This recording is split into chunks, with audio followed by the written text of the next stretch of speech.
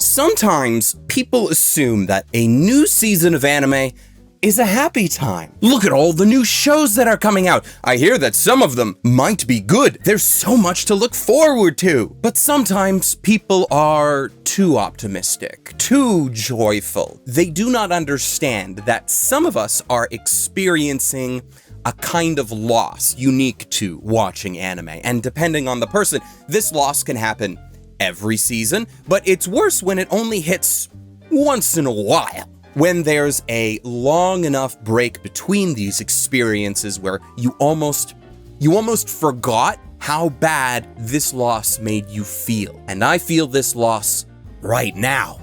Why? Because Apothecary Diaries Season 2 changed its OP. How dare you? The last one was a certified banger. It'll probably be what I put for my best OP for the whole year. And you change it? You swap out perfection? And now I have to be reminded about it every week until the show ends? My disappointment is immeasurable. And this season is already ruined. So let's get this overview started. Because I have sat down and watched every single new anime of the spring 2025 anime season, and we're going to talk about them. So without any further ado, ladies, gentlemen, and others, my name is Okada, and welcome to Glass Reflection. Let's jam. Compass 2.0 Animation Project. And first up, I'm already depressed. Hopefully I can start off a season this year sometime being super excited, but I just can't find it in me with this one. So as you might imagine, with Animation Project as part of its title, this anime is based off a mobile game. I would do my due diligence and play a bit of it for you to try and get some context, but apparently this app is not available for my device. Figures. So the story takes place in a digital social world where humans connect and partner up with a hero to play 3v3 matches with one another. Why?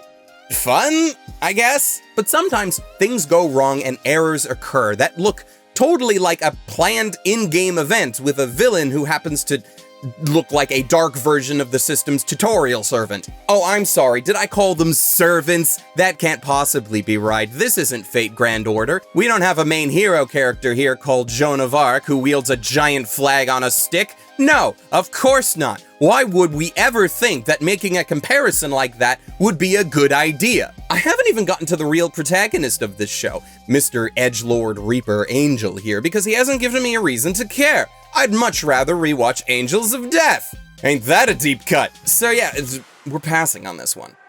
A ninja and an assassin under one roof. I pretty much gave this show a keep off the bat. Episode 1 starts off with a recreation of a ninja anime from like the 50s. The style was perfect, barring the existence of our main ninja character who obviously was designed with a modern aesthetic. But even if I didn't give it a keep right there because of that, the continued sakuga with assassin fights and just the overall comedic vibe when dealing with such serious subject matters would have shot this up to the top of my list regardless. The general gist is that we have one girl who is a heavily skilled assassin, one who has the same comedic timing as Indiana Jones when Harrison Ford has indigestion. But while she wants to increase her status in some kind of formal assassin rankings within Japan, her skills tend to falter when it comes to things unrelated to the actual art of killing, like disposing of bodies, for example. Thankfully for her, while our ninja protagonist is absolutely terrible in her own role with combat, stealth, and pretty much anything related to being a ninja, she is quite skilled in one kind of ninjutsu, one that turns anything into leaves, including murder weapons and, more importantly, corpses. So, since our ninja is homeless and destitute, the assassin decides to adopt her as a roommate and use her skills to increase her own assassin ranking, to hilarious deadpan effect. I am heavily entertained by this, as I said before, so this is a keep. And Shirley. You might think that I am being an overly patriotic Canadian by standing the Canadian show of the season, but I assure you, while sometimes I say that a series is my best of season, and I really just mean that it's like the best of the season for me, and I don't expect other people to agree, in this case I really do feel like Anne Shirley should be a contender for a lot of people. Not only is it thus far a really great adaptation of its source material in general, but the production of the series has a number of additional pressures to it that I think just make the whole thing, from a meta perspective, even better compared to others of this season. See, this is not the first time that Anne of Green Gables has been adapted from its original source material. It's actually kind of absurd how many adaptations of Anne there have been. Personally, I am partial to the Sullivan version with Megan Follows for not only being really good, but also covering Anne's entire life from like childhood through to adulthood. However, in Japan, Anne of Green Gables has particular revenants, because in 1979, an anime adaptation of Anne was produced as part of Nippon Animation's World Masterpiece Theater. And you might ask, why the heck should we care about an anime from the 1970s? But that's a silly question in general, because there were plenty of anime from the 70s worth discussing, but that's for another time. The important point here, however, is that the 79 anime was directed by Isao Takahata, whose name you might recognize as one of the co-founders of Studio Ghibli. This adaptation has history, so it would not be wrong to say that there might have been just a teensy bit of pressure for this new series to do well, since it would be compared to all of that came before. To which I say, it does compare very favorably. I would argue that it's leagues ahead of even the Takahata version thus far, if for no other reason than the modern animation can just properly show how a lot Anne is. It showcases just how unhinged this vocabulary-infused gremlin is at any given time, and she is great. And on top of all of that, the series is absolutely gorgeous. This is a solid keep. Absolutely. Apocalypse Hotel. The start of this series is what feels like a TV advertisement, or at least an investor pitch video for an upscale resort in Ginza that is hilariously interspersed with news footage of a deadly virus destroying the entire world. We then cut to approximately 100 years later, and the hotel that once prided itself as being one of the first upscale hotels to feature a mostly robotic staff is now the only thing even remotely intact after the apocalypse, purely because of its hotel staff. It keeps a robotic entourage that has kept the hotel in order for decades, because that has been their only purpose. But their staff is small, and over the years has been dwindling. They do not have the ability to replace or repair themselves, but they press on, continuing with the hope that humanity will return someday. But no one has returned. And then, aliens. I mean, just watching the acting manager attempt to keep her programming sane in a world where her entire raison d'etre is in question adds just the right amount of comedic levity to a setting that is devastated and depressing beyond all reason. I love it. It's great so far, and hopefully it stays that way. This is a solid keep for me. Can a boy-girl friendship survive? To answer this show's question, in general, yes, absolutely. It's very easy, actually, but can it survive in the context of this show? Absolutely not. I have absolutely no illusions that the girl in best friend mode here will begin to change her tune once the guy that she's been literally glomping over the past few years suddenly has somebody else that he cares about. Either she herself will catch feelings for our protagonist, or things will just end up breaking off. I'm banking on the love triangle thing though, because that is the most drama-like angle, and we have a whole 12 episodes to fill, maybe more. If that ends up being the show's only selling point, that it has a guy who makes homemade flower-inspired jewelry and he ends up in a high school love triangle, then I would pass on it. However, I am placing it on hold, because the friend character, Himari, has so much freaking gremlin energy, it's hard not to smile whenever she is on screen being absolutely insane. I'm not hopeful that this will stay on my list for the whole season, but maybe it will surprise me. Catch Me at the Ballpark. Okay, so this needs a little bit of explaining because I can't assume people know some unique aspects of how baseball does things in Japan. It should not be a surprise, however, that in Japan, the birthplace of idol culture, that you can go to a baseball game and see cute girls roaming the stands with giant kegs of beer strapped to their backs and selling that beer to an audience. They themselves can become an attraction of sorts to those in attendance who will regularly seek out the same girl to buy beer from, almost like supporting their favorite idol. And this series stars a girl who does just that. A good chunk of the first episode covers a seemingly tsundere girl who picks up her first regular customer in a depressed young salaryman who feels that he is slowly falling for this blonde-haired, keg-wielding beauty, but once she is out of sight, the once cool-headed saleswoman has her anxiety kick in and she just becomes an absolute mess. Of course, interestingly, the series does not seem to be fully about him or her, but actually seems to just have them as like an A plot, and then make a whole bunch of B plots about baseball and stadium life in general. It really does seem to be written by someone who truly enjoys the act of going to a stadium in Japan to watch baseball, and all of the quirks of the people who you would meet there. I am intrigued by the setting more than I am about the characters that we've been introduced to and what has, been shown as a story so far. So you know what? I'm gonna leave this one on hold to see where it goes. I am surprisingly optimistic about it, just not enough to start it off as a keep. Actually, no. I'm feeling generous. Let's actually start this one off with a keep. I'm feeling optimistic. The Mononoke Journal by Chuuzenji-sensei.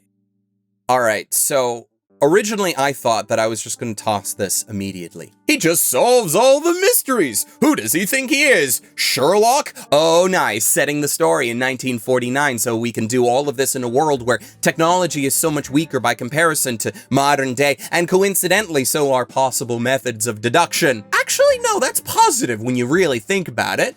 That's a good idea. I'm in support of that one, actually. Good on you. So far, at least, the series seems to be about following a young high school girl from post-war Japan who gets wrapped up in dealing with the school's new teacher and accidentally becomes a paranormal researcher. Though, to be clear, ghosts don't exist. Or do they? No, they don't. Unless the teacher follows most of the personality molds made famous by overpowered detectives, solving things with deduction, or rather, seeing things the audience can't and then pointing it out to us to make himself look better than our feeble minds could possibly comprehend. Okay, so because of the setting and the fact that our protagonists are not complete idiots, I'm putting this on hold, if only to give it another shot, but I'm not optimistic. Classic stars. No. I have not been partial to music shows to begin with, and I'm even less enthused about one that blares Beethoven's Fifth before turning it into a pop song and then trying to be unique by naming all of your main characters after popular composers, including Chopin, Mozart, and Beethoven himself. Sure, that's not their real names and just the names given to them at this fancy academy with cathedral-sized buildings, but the theming is just not my bag. Like, if you wanted to make a musical series about a character who was a former boxer and then name him after a musical artist, I would have accepted, like, Garfunkel. But this? Nah, I'm out. Food for the Soul. A PA Works show about cute girls wanting to go out and eat good food as part of a culinary appreciation club. We have a protagonist who desperately desires to go out and eat Japan's delectable meals, but is wrought with anxiety about going out to eat alone. As someone who only just returned from a trip to this same world of these culinary Japanese delights, who was also racked with anxiety about eating alone, I relate heavily. Though she at least knows Japanese. So she has that up on me, so like what the heck. Either way, solid keep for just having so many good points that I just adore the whole thing. I don't really need to explain it more than that. It's cute girls going and eating food in Japan. Keep. From Old Country Bumpkin to Master Swordsman. I mean, I think the title here gave me the wrong impression. Like, I've seen a bunch of fantasy shows do that whole, here's a guy in his late 30s, early 40s, but now he has a super skill, or he's always had the skill, but he's been misidentified. So now he is some super amazing, awesome person, and the title of this series kind of leans into that, but in this case, our protagonist has always been a master swordsman. He's just spent the last 20 years or so instructing others in a country dojo and not actually adventuring on the road or being in the capital or anything. But then when one of his former students becomes the head of the royal guard, she takes it upon herself to drag him out to the capital to help him train those in the royal order. And you know, all of that I like. I'm okay with that. I like this guy who has been humble for far too long, getting ripped out of his comfort zone and put into a position that can properly utilize his skills. I just wish that all the forced romance aspects to it weren't here. The show keeps introducing women, especially in just the first episode, who have all conveniently trained with our guy when they were girls, and now that they have grown up into beauties, can't help but desire our protagonist, even though he himself is perfectly professional and fully recognizes the age gap between all of them. The worst at this, I think, is the aforementioned Knight Commander, who keeps making out loud mentions at how she would love to be in a romantic relationship with him, or at least have him live at her house. But he just conveniently doesn't hear her when she says those things, and honestly, none of it is useful to the plot. So I wish they just dropped it. He clearly has no interest at this point. So trying to set up a harem just seems wrong. If the series puts that on the back burner a bit and focuses more on the other aspects, I'll be happy. But until then, I'm gonna put it on hold. I'm the evil lord of an intergalactic empire. I don't know. I will admit I am a very big fan of this kind of sci-fi, and I will also say that having an isekai plot go to an intergalactic setting rather than the standard fantasy one is quite nice. However, beyond that, it's fairly standard by isekai standards, with our protagonist who just is so amazingly awesome after being reincarnated, you know, with the help of freaking Dio. I mean, I'd normally put it on hold, because the setting is interesting enough, but also, like, it started its broadcast with 3 full episodes, which is more than enough to make a proper judgment, and that judgment is, I'm passing this one. KOWLOON generic romance.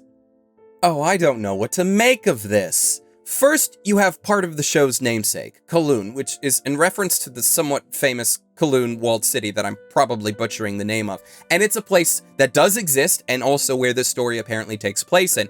Though it is here a part of a future world, and there's some casual talk of people's memories being able to be recorded and stored, and a giant freaking angel in the sky for reasons. Sure, there is a romance here, but it's a one-sided one, possibly. The show sure feels like its setting and characters need some help with drawing an audience, as is made very obvious, and I get it, actually. I just haven't felt like I've watched this much of a disjointed narrative and setting since, like, trying to pin down all the things I liked about the Big O of all things. The world of this KOWLOON is attempting to recreate, like, a feeling of nostalgia, of the old and the familiar to those who have lived in it. It's a nostalgia that I can't relate to, I don't think, for the most part. Like, I see the elements. Everybody in this show seems to smoke, for example, which you rarely see nowadays compared to media of old.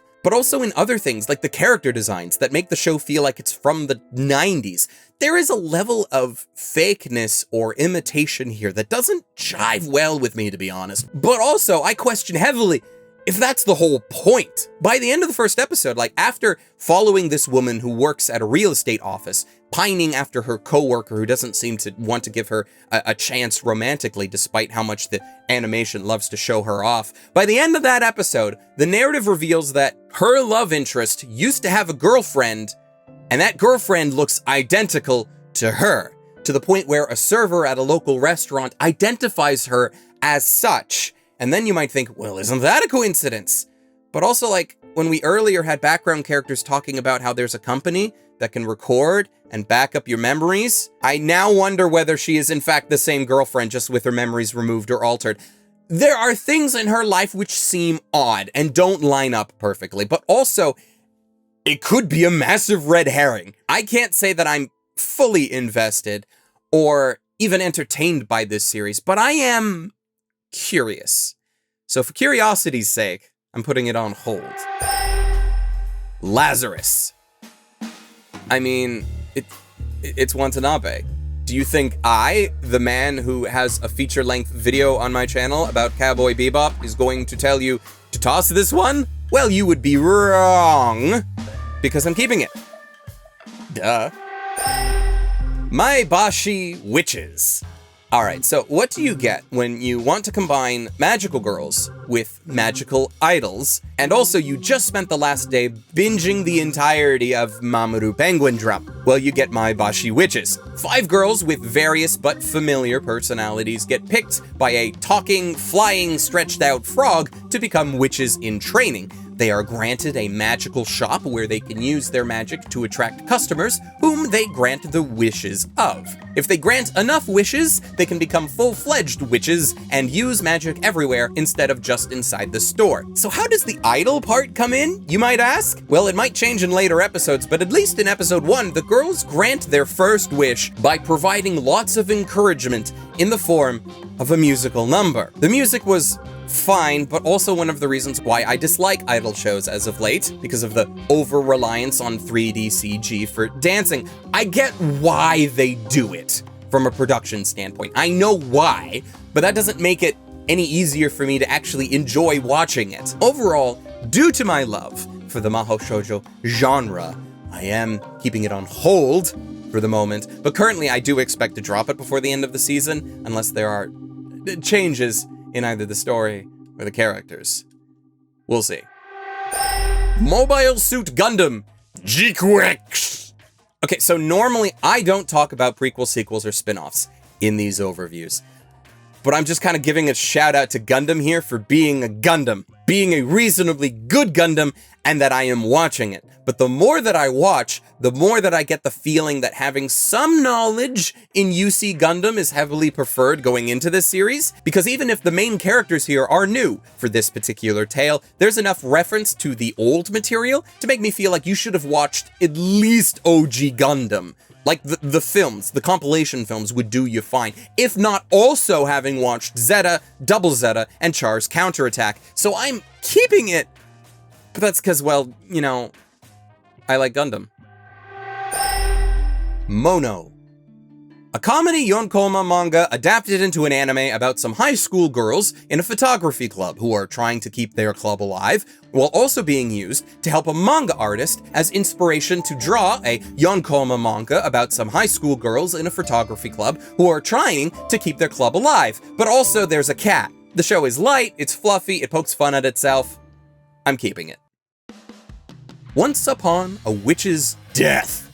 We haven't even gotten through the whole season, and there is a surprising amount of stories about witches for some reason. I mean, even more witch stories are floating around in my head because I could do nothing but think of Witch from Mercury when I was watching Gundam earlier, so yeah. In this series, our protagonist has just reached her 17th birthday, only to be told by her mentor that, oops, you have a death curse on you and it's gonna kick in on your 18th birthday, forcing you to grow old and die very shortly thereafter. The only way to bypass the curse is to collect 1,000 tears of joy from people. Here's a vial to collect them. Good luck. So, our protagonist is forced out of her simple life as a witch's apprentice and into the world, and she needs to find people that she can help and then cause them to shed tears of genuine joy so that she can use that to stave off death herself. It's kind of a tough order since, you know, she needs 1,000 of them and she only has 365 days to do it, which means she needs roughly 3 tears a day for the whole year, with only some days allowed to just get 2.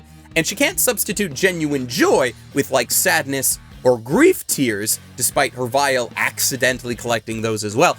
There just are parts of this premise that seems needlessly convoluted, and I feel like it could have been simplified. I also feel like if we already had met our protagonist on her journey, and she, like, explained her quest to someone she met, and was just in general more knowledgeable about what she had to do, I would attach to her more.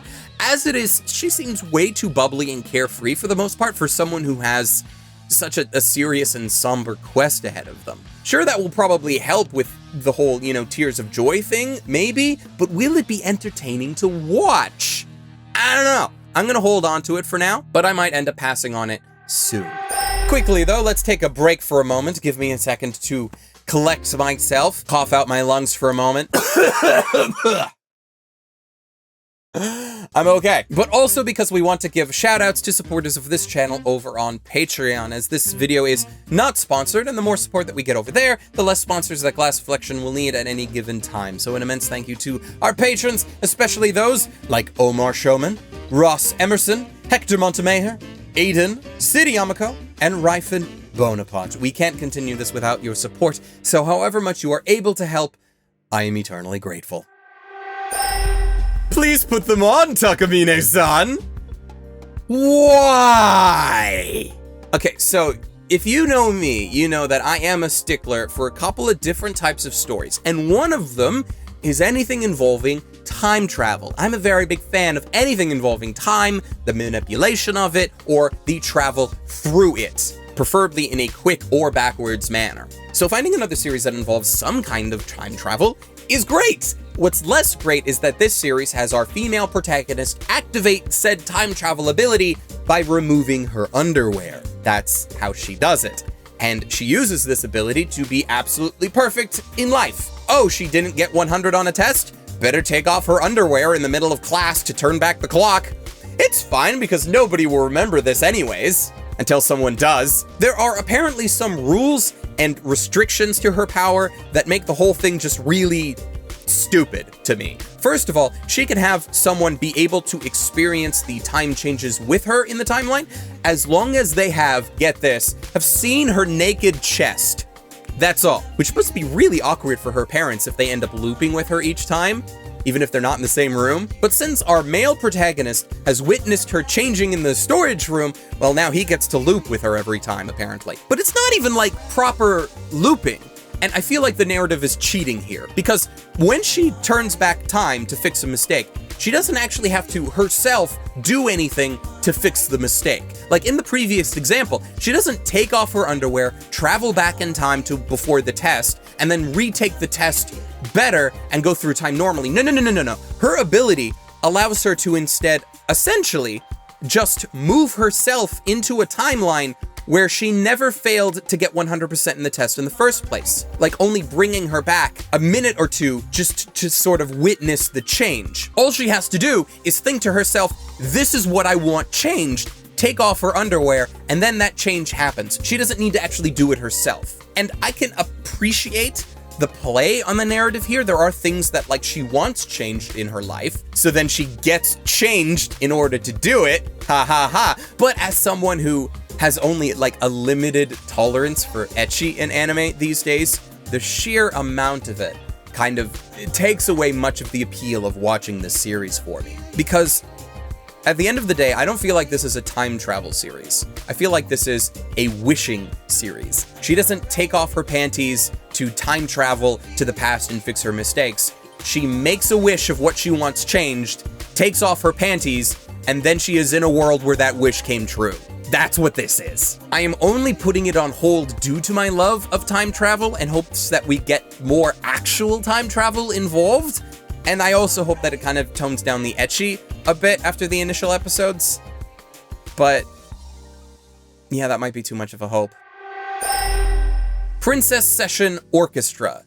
Oh, but Tristan, you love magical girl shows. Of course you're gonna be watching this one, right? I mean, that's the thing. You take the positive of it being a semi-magical girl show, but then you have the negative of having idols involved. Like, when Symphogear did it, at least that was more Macross than Magical Girl. But this is just... You have a convoluted setting where girls, and only girls, can use an app on their phone to transport to a magical fantasy digital world where they can pursue all of their dreams in a place where everything is happy and fine. But then some punk in purple decides, no, there must be discord, and gets his minions to attack people. But thankfully this fantasy world has a magical princess that can arrive and save everyone with love and their voice. And our protagonist finds out that she can transform too and save the world. It is not, at least presently, unique. It is weirdly set up. I've never been a fan of idols except for that one time. But overall, this is a show that is just painfully not for me. So I'm passing on it. Rock is a lady's modesty. Oh, hell yeah. I mean, I really do dislike idol shows. but I don't call this an idol show. And if my original infatuation with K-On! Back in the day is anything, having a 4-person band to perform music is a very different thing. But like, that's not even the main reason to like this show, though that is a part of it. Our protagonist finds herself desperately treading water to be considered a high-class noble lady after her mother remarried into a well-to-do family. She had to give up her life as a middle-class girl and focus on fitting in with high society, which she does very well, despite the hardships that she has thrown herself into for her mother's sake. The problem is that she had to forego many of her old passions to live this life. Like, for example, play guitar, which she used to do with someone who I assume to be her late father. But because playing rock music, and guitar specifically, is not proper for a lady of her status, she should be playing classical music on a piano, or a violin, or a harp, right? Not rocking out on a guitar. So she gets frustrated trying to live up to noble expectations when she finds out that the currently #1 girl in her grade carries around a guitar pick and vents her own frustrations on a drum set far away from the main school campus. And even after being goaded into a rock session, this drummer has the gall to insult her guitar playing. Oh, what a beautiful start to this friendship. The thing that I like is how our protagonist here is in major conflict with herself. She is constantly pressured by the few individuals who know that she has a middle-class upbringing. From her mentors, her stepsister, and even the academy principal takes the time to make sure she knows her place. But by contrast, the girl currently set up as #1 to her #2 position in her whole grade sees no issues in their combined enjoyment of rock music, peeping over the bathroom stall to convince her that liking Red Hot Chili Peppers and Linkin Park is great, actually. So she's conflicted because there is the pressure there to be a noble lady and fit in with high society that helps her mother, but her old life and her musical passion keeps trying to push through, and I love it, I love it. We're keeping it. Summer pockets. A problem that I'm finding with watching all of these anime in a row is that I get bombarded with shows that are rather simplistic to explain, only to then suddenly get blasted with a series that has quite a bit more complexity to it. Now, that doesn't necessarily mean that complexity is good, it's just different. Here we have a protagonist who is invited to a remote island by his aunt to help her in cleaning up their grandmother's old estate that has collected hundreds of mementos over her long life. He is fine with this because of reasons. He used to be part of a swim team or something like that, but it's hinted that there was an accident at some point, and now he doesn't know what to do with his life, so he has agreed to come out all of this way away from his past mistakes. He keeps running into girls in various ways to the point where I feel like this is an old 2000s visual novel adaptation. Actually, hold that thought. God freaking damn it! No wonder! Jun Moeda? Damn. I mean, no wonder everything feels nostalgic. It's because you haven't changed how you freaking write things. This is just canon and air over again with extra steps. This guy gets transferred to this mysterious island place. He meets a bunch of mysterious girls, and eventually he will fall in love with one of them, depending on the route that you pick in the visual novel. Damn it! I wanted to pass on this. I wanted to leave it alone. But now I have to watch it. Begrudging keep. Sword of the Demon Hunter. Okay, so I'm not gonna try and explain this one, all right? Its first episode is an hour long, and much of the emotional impact of this initial episode would be ruined by me telling you what happens. So if you want to watch a series that involves fighting with swords in the Edo period, going up against demons and protecting those that you love, then this is certainly a show to watch. Even if it seems like that whole Edo thing is only just the prologue and the rest of the show is going to be in modern day. I don't know yet. And by yet, I mean never. This is a series that, for those who like this sort of thing, absolutely deserves to be kept. And for a lot of people, I do recommend you do so. Or at the very least, watch the initial episode, all right? But for me, it's a very emotional series in how it makes you feel while you're watching it. And while I can say that having such feelings is far and away better than a show that makes you feel nothing, I can't say that I enjoyed the feelings I had while watching this one. I might give it another episode or two, but I really do struggle to see myself actively wanting to watch the continuation of this particular narrative. So I do recommend it, but it's just not for me. Teogonia. Oh, I probably shouldn't have watched this immediately after the last one. It is a very poor comparison, and I don't have much positive to say about it. But it's also one of those experiences that I don't have much negative to say either. This one is it's just fine. But in a season full of more than fine, well, it's an early toss, unfortunately. The beginning of the end. Mom? Dad? I want Mushoku Tensei! Oh, don't worry, honey. We have Mushoku Tensei at home. This is the Mushoku Tensei at home. And I know that's unfair, and I know everyone is making that comparison, but it does need to be said. At least, you know, the first episode gives off those vibes. But sure, our protagonist is slightly different because instead of a shut-in NEET being reincarnated into a loving family in a fantasy world with almost identical shot compositions for some reason, here, our protagonist was a former king, or at least a conqueror from a technologically advanced society who seemed to rule with an iron fist. He's not a pleasant fellow. So yeah, while I know people have had various legitimate problems with Rudy from Mushoku Tensei, this guy is like a genocidal maniac, and he's now in the body of a little boy who can't control when he poops. I keep seeing it mentioned, and I know that its original material is very popular, but this anime, not doing it for me, so I'm tossing it. Feel free to tell me I'm wrong later. The Brilliant Healer's New Life in the Shadows.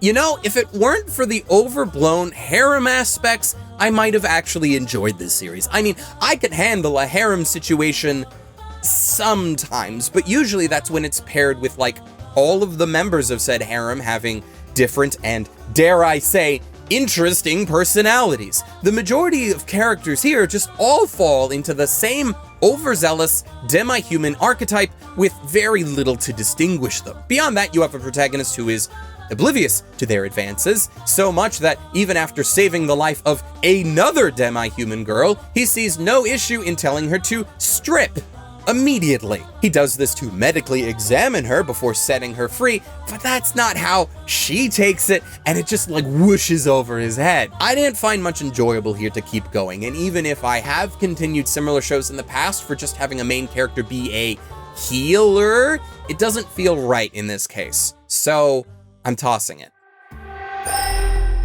The Dinner Table Detective. Normally, you might know that I have issues with a detective character who could solve mysteries because the author allowed them to pull whatever they want to out of their ass to look amazing. But the setup to this series has, at least for the moment, made the execution of it all worthwhile. So mainly, it's because the detective of this series, the genius one, isn't a detective. He's a butler. The show does have two main detectives. One wears a white suit and he's a loudmouth and mostly just used for comic relief to showcase how bad he is at his job. And he's also voiced by Mamoru Miyano, going full ham for whatever reason. And you know, full marks for whoever hired him for this because it's just absolutely perfect. And then we have our actual protagonist, the doofus detective's actually competent assistant. She is a female detective who seems to have given up the life of a well-to-do family heiress in order to pursue this life of crime fighting. She is just unfortunately saddled with one of the most useless detectives ever, probably until she has more experience or something. I don't know, they haven't explained that yet. The butler in question is actually her butler. He enters her employ without her knowledge during the first case, and he provides hints and even a change of clothes when needed without actually standing out all that much. Until, you know, the very end where he insults his mistress for being completely incompetent about solving a relatively opened and shut mystery case, before explaining the whole situation in full. A situation that the audience could not solve beforehand because obviously this is the kind of mystery show that doesn't give us all the clues beforehand. And I had like a suspicion on what happened, but there was never anything concrete until the final reveal, so I really just felt like I was throwing darts into the dark, and it just happened to work out. Anyways, so the butler helped her out that one time, and more than likely will continue his assistance since our protagonist is his boss, and she's attached to a detective that is even more useless than she is. Granted, she at least has got her shit together. She is just inexperienced. At least that's what I'm hoping. I'm gonna keep this one for now, and hopefully it doesn't do too much to disappoint me as the season progresses. The Gorilla God's go-to girl. Alright, fantasy world, noble society where students gain blessings from various animal gods and gain magical abilities linked with said animals. As the show's name implies, our female protagonist gains the blessing of the Gorilla God, despite simply wanting to live a quiet life as a daughter of a rural lord and also having no prior combat experience. She is promptly scouted by the Royal Knights, and though she plans to avoid joining them by actively failing the entry exam, she finds that her new gorilla powers and skills are so applicable to the Knight's course that she passes all of them, regardless of the fact she's trying to fail. The show is listed as a comedy, but honestly, I don't find it particularly humorous. This petite girl finding herself in situations where she keeps on breaking things because she doesn't understand and can control her new strength is amusing, but not something that I expect to hold up over the course of the whole season. She also seems to be developing a sort of reverse harem with a bunch of the male characters, which I could take or leave. Like, I really like the premise of the series, just not like anything surrounding it. This is a series that I am going to pass on and leave behind, you know, until the time comes that more episodes come out and someone tells me that I made a massive, horrible mistake. Possibly. We'll see. The Shiunji family children. Oh hey, a protagonist with a group of 5 hot sisters with varying popular personalities as a built-in harem, including a high school sister with pink hair who is his fraternal twin. Will this be the incestual harem of the season? No, because plot twist, the dad reveals on the youngest's 16th birthday that they were all adopted. So I guess there's no longer any genetic reason why they can't all be a harem now, eh? There is yet to be a show this season that has gone into my toss bin faster. Begone, harem filth! This is a toss. Uchuujin MuuMuu, I think. Aliens who look like cats have come to Earth. Their goal, or at least the goal of the one that we follow, is to learn about humanity's technological advances so that they may copy them and once again return themselves to an advanced civilization because they themselves screwed everything up. Or something like that. They do this, or at least the cat does this, by literally disassembling all of the appliances in a young girl's apartment with no way of reassembling them, leaving her trying to verbally explain to the cat how they work, which, you know, they could have just done from the start, and the cats would have the same amount of information, except, you know, this girl wouldn't be out a bunch of whole expensive appliances. The show is marked as a comedy, but like most anime comedies don't jive with me. The cat here is annoying, and while I can appreciate the accuracy of our socially anxious main human character, she doesn't have much of a balance of any kind to make her entertaining to watch. So instead, we just see a lot of her suffering due to the curiosity of her new alien cat friend. So yeah, I'm passing this one. Witch Watch. Male protagonist with a family history of being witches' familiars gets roped into being the familiar of his childhood friend, a novice witch who is ditzy and airheaded enough to not really know how to use magic correctly, and more often than not, uses her magic absolutely perfectly, just in ways that defies common sense, getting the pair into a lot of trouble. As for my recommendation, well, it's in the name. This is Witch Watch, which means you should watch it. Seriously though, you should watch it, if for no other reason than to just watch the show's OP. So yeah, I'm keeping it.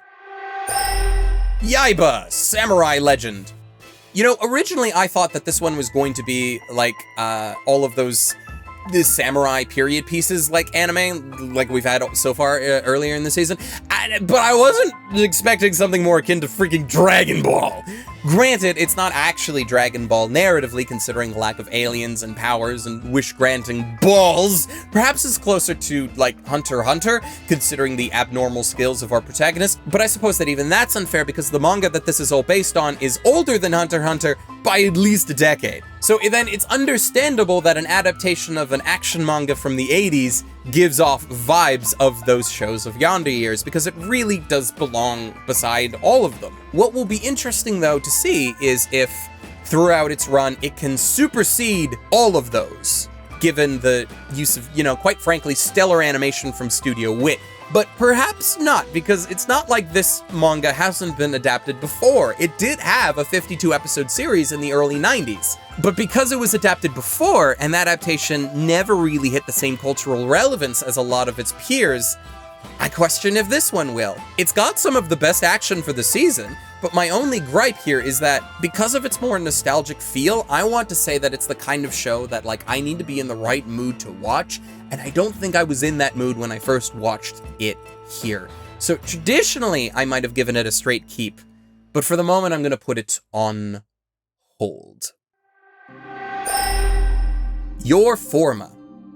I was not expecting to have another series this season, or even this year, frankly, that brought up their own version of a sci-fi civilization that utilizes robots or androids, and going out of their way to mention this universe's legally distinct version of Isaac Asimov's 3 Laws of Robotics. At least this is a half-decent sci-fi setting and not whatever the heck the other one was. Yeah, I didn't mention that the 3 laws were brought up in that sci-fi isekai, but they were. Here's the thing, though. Anytime a story pulls out the 3 laws, I instantly disengage from the narrative. And you want to know why? It's not because of the 3 laws themselves. I think the 3 laws are great. I think that they are a wonderful piece of narrative world building, and I would be fine if more settings utilized them. However, unfortunately for me, it seems like every time I see the 3 laws get brought up in a setting, it's because the author wants to immediately break them. Like here, for example, let's go solve a mystery. The android that is suspected couldn't do it because our world here has the 3 laws. Oh, but wait, maybe he did do it. That's like 99.9% of the reasons why any narrative uses the 3 laws, and I am sick of it. Come up with something else. Don't use the 3 laws just so you can have androids or robots murder people. You don't need the 3 laws. You could just have robots that kill people.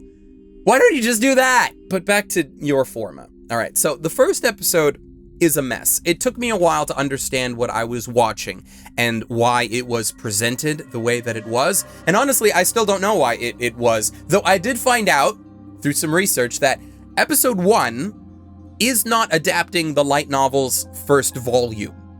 Okay? Instead, we have skipped over that entirely and have just started with adapting volume 2. Why? I don't know who these characters are. I don't know what's going on, and it would be nice to have a proper introduction to them, so why did we skip the introduction? Here's the thing. In general, the story and the narrative absolutely seem like my kind of thing. I really do want to enjoy this. I just don't understand why its adaptation started in the middle of things without context, nor do I understand. This would have been the perfect series to actually start off with having like 2 or 3 episodes go out at once. Maybe that would have helped. But we didn't get that. So for the narrative's sake, I'm gonna put it on hold, right? But honestly, the decisions made here about like the story order have me questioning how the rest of this adaptation is going to go. For sure, let's wait it out. ZatsuTabi, that's Journey. You know, for many seasons now, I have always wanted to end one of these videos on a high note, or at least a high note for me, if not for everyone else, and I think that this show accomplishes that. ZatsuTabi follows the story of a young mangaka named Chika, who, after getting several manga drafts rejected, decides to go on a random journey in Japan. She asks social media to pick a direction, she grabs a travel brochure at the station for that direction randomly, and sets off not knowing what she will find. And the story is about her journey as she travels. What I picked up on and then later confirmed is that this whole journey, this whole story, is inspired by the journey that the original mangaka themselves made. I say that though, but it's actually a little hard to dig into it a bit because I don't read Japanese and some things that I've looked at is a little confusing. The mangaka is named Kenta Ishizaka, but Chika, as a character, does have her own social media account, which is apparently used to decide where she is going to go. And not only that, this Chika, as a manga artist, does seem to actually have work in her name. And the social media account in question did only start like less than a year before this manga began publication. So is Chika a real person and Kenta just decided to be the one to draw the manga about her journey and not her herself? Or is Chika an alter ego of Kenta?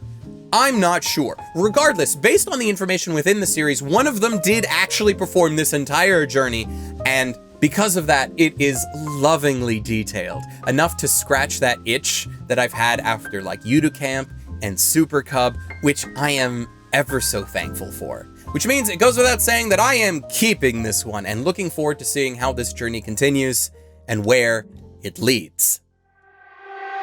So that's it for our show today. With any luck, you now have a greater amount of knowledge on what is airing this season and what you yourself will want to watch. There'll be a link in the description, of course, that can tell you, hopefully, where you can find all of these shows for legal streaming, at least where it's available. And if that doesn't work, well, just Google the show. It should not be that difficult, except for the 2 shows that I didn't talk about today because I couldn't find them anywhere. So subscribe if you hadn't, hit the like button if you enjoyed the video, and until next time, ladies, gentlemen, and others, watch more anime and stay frosty.